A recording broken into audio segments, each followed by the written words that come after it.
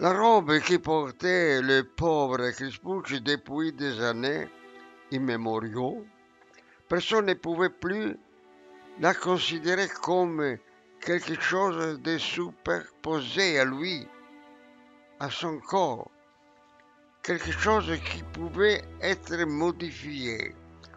Aux yeux de tout, il était désormais dans sa robe comme un vieux chien errant dans sa fourrure fanée et déchirée. L'avocat Boccanera, son patron, ce jour-là, il lui faisait un discours interminable et affectueux. À ce moment-là, devant le bourreau, semblait que Crispucci ne comprenait plus rien. Alors, cher Crispucci, tout est bien considéré, je vous conseille de partir. Il faudra moins 15 jours pour que toute formalité soit accomplie. Et aussi parce que, j'imagine, vous allez tout vendre.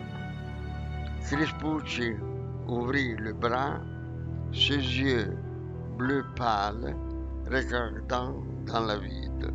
Ainsi, à vue d'œil, d'après la description de l'inventaire, nous obtiendrons de 150 à 200 lire, 1000 lire, pour une valeur actuelle d'environ 1 million d'euros.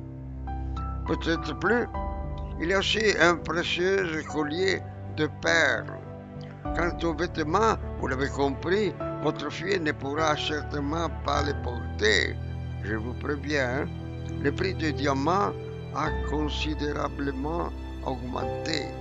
Il y a quelques répertoires ici, une broche, une autre broche, une bague, un bracelet, une autre bague, plusieurs. Crispucci leva alors la main. Un signe qu'il avait envie de parler. Dans les très rares occasions où cela lui arrivait, il donnait ce genre de préavis. Et ce signe de la main était accompagné d'une autre ride d'un visage qui exprimait la difficulté, la douleur d'élever la voix de cet abîme de silence dans lequel son âme s'était posée depuis si longtemps. Pourrais-je, dit-il, avoir l'audace une de ces bagues pour votre femme? Mais non! Qu'en dis-tu, cher Crispucci? A crié l'avocat. Ma femme, une de ces bagues? Excusez-moi, mais non, en fait, je te remercie. Pleurais-tu? Non, cher Crispucci, je ne voulais pas t'offenser. Je sais, je comprends, c'est une chose bien triste pour toi, que si tu n'as pas accepté cet héritage, tu n'es pas seul, tu as une fille, il ne sera pas facile de trouver un mari dans sans une bonne dot. Que maintenant, et je le sais, c'est un prix très dur, mais l'argent, c'est de l'argent, cher Crispucci, et je vous fais fermer dans les yeux sur beaucoup de choses. Alors, tu pars demain. Aux autres scribes du bureau, il avait promis, en grignant dedans, aux uns une robe de soie pour sa femme, un chapeau à plumes pour sa fille, à qui un manchon pour la petite amie. Il voulait que tout le monde, avec lui, soit souillé par cet héritage. À la maison, il ne disait mot ni à sa mère, ni à sa fille. D'ailleurs, pendant ces années, à partir du jour de désastre, il n'avait admis aucune conversation qui ne concernait pas les besoins momentanés de la vie. Le lendemain, il partit pour Naples, là laissant non seulement dans l'incertitude la plus angoissante concernant cet héritage, mais aussi dans une grande consternation. Si, à Dieu ne plaise, il a commis quelque grande folie, s'il avait refusé l'héritage. Les femmes du quartier faisant allusion au défunt demandèrent: mais comment se fait qu'elle soit si riche? Beaucoup d'entre eux ont soutenu avec chaleur qu'en fin de compte, non seulement le pauvre Mr. Crispucci ne devait pas être considéré comme fou, mais peut-être même ne pas être blâmé s'il ne voulait qu'aucun de ses vêtements, aucun élément de ses sous-vêtements ne touche sa chair immaculée de sa fille. S'il accepte l'héritage. Tous deux, en secret, dès la première annonce de sa mort, s'étaient rendus chez l'avvocat Boccanera, effrayés par la fureur avec laquelle Crispucci avait reçu la nouvelle de cet héritage. Il avait supplié les mains jointes de le persuader de ne pas commettre de folie. Cette pauvre fille n'avait jamais eu un moment de bien depuis sa naissance. Crispucci voulait mettre sur la table un héritage de déshonneur avec un héritage de fierté.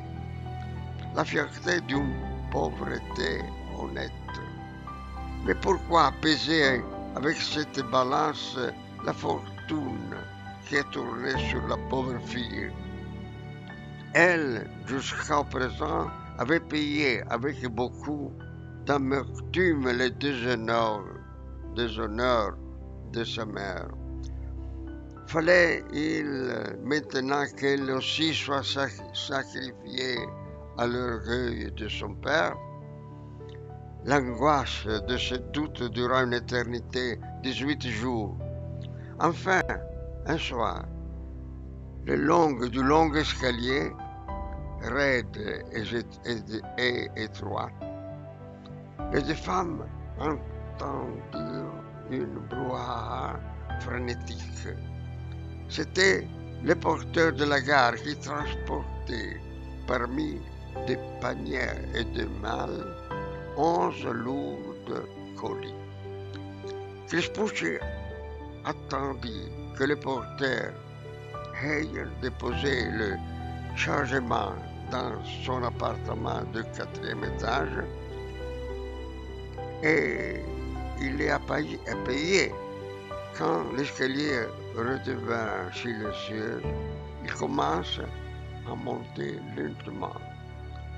La mère et la fille l'attendaient anxieusement sur le palier, la lampe à la main. Enfin, ils le virent apparaître, la tête baissée, avec un chapeau neuf verdâtre, enveloppé dans une coutume neuve poilue, couleur tabac, certainement acheté tout à fait à Naples, les pantalons longs, les nouvelles chaussures. Ni l'une ni l'autre des deux femmes n'osèrent poser une question. Cette robe parlait d'elle-même. Seule sa fille, le voyant se diriger vers sa chambre, lui demande avant de fermer la porte: as-tu dîné, papa? Crispucci, sur le seuil, tournant la tête et avec un nouveau sourire et une nouvelle voix, répondit: wagon-restaurant, wagon-restaurant. Ici, l'histoire est terminée. À vous d'en tirer vos propres réflexions et conclusions. Excusez encore une fois de mon terrible français. Et voilà, à bientôt.